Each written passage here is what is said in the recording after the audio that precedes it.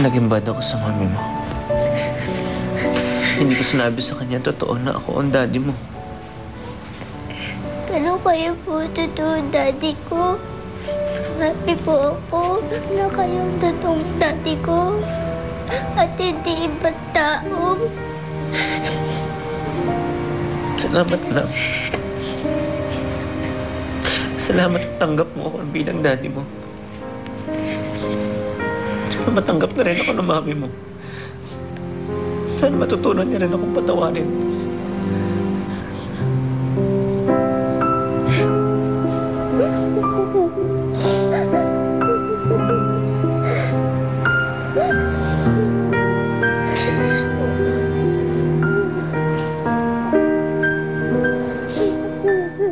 Alam mo, Melissa, dapat hindi mo pinayagan si Eva sumama kay Felix. Mamaya hindi na nun ibalik yung anak mo.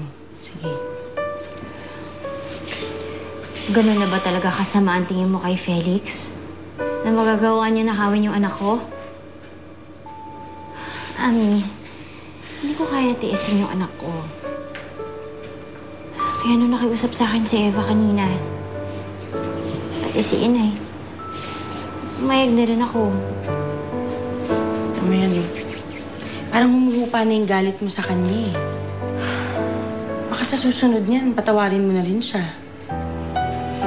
Buong akala ko. Isang hayop na kriminal yung lumapastangan sa akin. Pero si Felix pala yun. Si Felix na minahal ko. At pinag-alayan ko ng puso ko. Bago mo binigay sa kanya ang puso mo, kinuha niya muna ang pagkatao mo.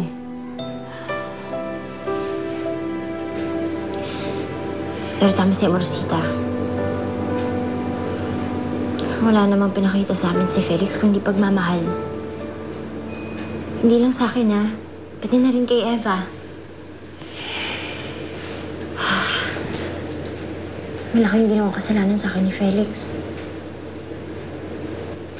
Pero sapat na ba yun para kalimutan ko yung pinagsamahan namin? Para kalimutan ko na minahal ko siya?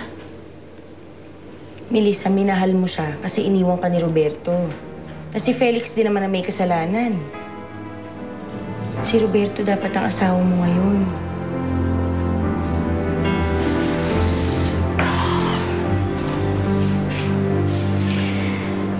Pero isipin mo, Ami, kung nagkatuluyan kami ni Roberto, wala sa piling ko ngayon si Eva.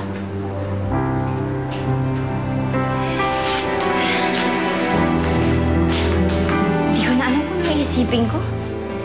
Kasi hindi ko naman mababalik yung nakaraan. Ay, naku, hindi ko na alam, Ami. Hindi ko na alam kung anong gagawin ko. Gulong-gulo na ako.